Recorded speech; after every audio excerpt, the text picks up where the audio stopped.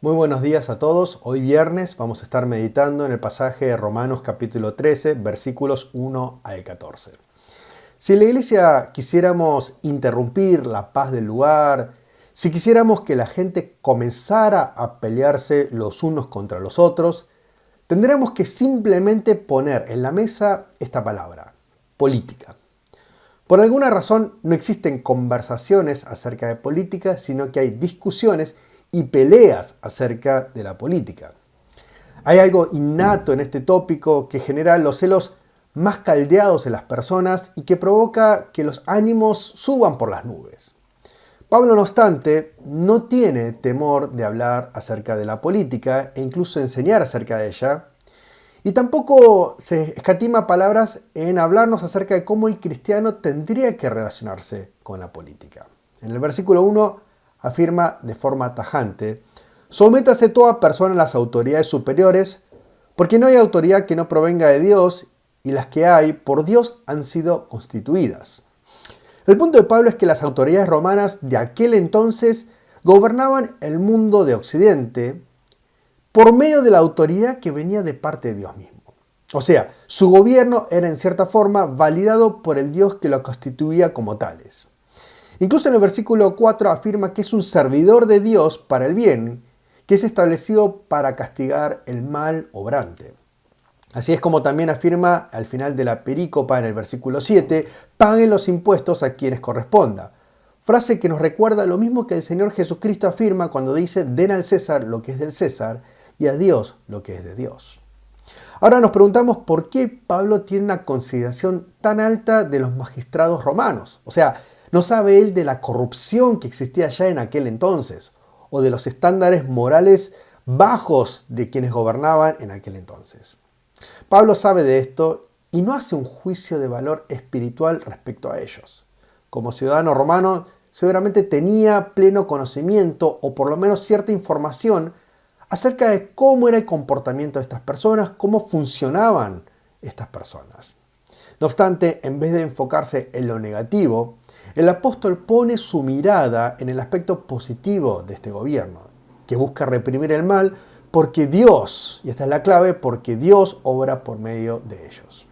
Esto es, Dios no ha abandonado a esta humanidad a su merced, sino que ha obrado y sigue obrando por medio de personas moralmente incapaces, en miras de que la humanidad no se descarríe totalmente de aquello que objetivamente es moralmente bueno. En otras palabras, él entiende que Dios sigue estando en obra, sigue obrando, y lo hace incluso por medio de instrumentos imperfectos, porque Dios no ha abandonado a su creación. Y por ende el cristiano tiene la obligación de someterse a estas autoridades, porque aún Dios reina y gobierna, y nos sometemos principalmente no a la autoridad misma, sino al Dios que gobierna. Pero hay otra explicación, otra razón por la cual Pablo exhorta al cristiano a obedecer a las autoridades. Y es que ellos debían procurar como cristianos una vida tranquila en miras de que el evangelio se expandiera.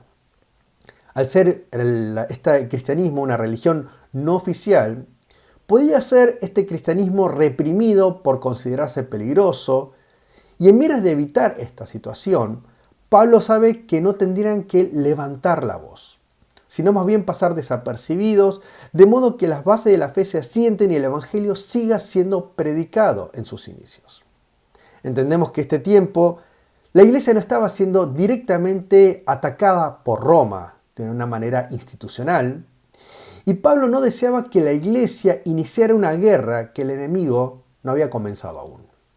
Llegarían tiempos, sí, posteriores, en donde habría persecución y conflictos iniciados por el gobierno de turno. Por supuesto que en ese entonces la iglesia no se sometería a las órdenes de renunciar a su fe, sino más bien se tendría que mantener firme en su salvación, en la salvación de Jesucristo, aunque esto implicase la muerte o la pérdida de su propia vida. Pero hasta ese entonces, en este momento, la iglesia no era estorbada y no debía provocar disturbios que crearan problemas políticos. Nosotros entendemos como cristianos que vivimos inmersos en este mundo que es gobernado también por magistrados no cristianos. Como cristianos, el llamado es el de no amoldarnos a este mundo, ciertamente. y hasta incluso ir en contra de la corriente de este mundo cuando se opone a los valores de nuestra fe. Pero como cristianos tampoco podemos aislarnos de esta actualidad, sino que estamos presentes, cumpliendo nuestros deberes cívicos y responsabilidades como ciudadanos. Entonces, ¿cómo tiene que ser un cristiano? ¿Cómo puede portarse de manera fiel sin comprometer su fe, pero tampoco vivir en una burbuja? Esa es una pregunta que tendríamos que hacernos constantemente. Y esta pregunta es una pregunta que tiene muchos niveles. Y lejos estamos de poder ofrecer hoy una respuesta tajante. Más bien debemos remitirnos a la sabiduría de Dios en cada momento, en cada situación particular y cada problemática que se nos presenta. Aún así, ciertamente guardamos estos principios en nuestros corazones. Si obedecemos, es porque obedecemos primeramente a Cristo y reconocemos que Él es nuestro gobernante y nuestro Rey.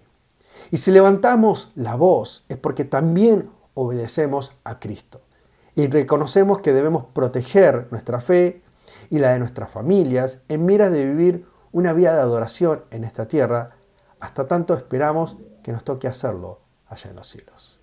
Sea nuestra vida una vida que se somete constantemente a Cristo Jesús, hoy y por siempre.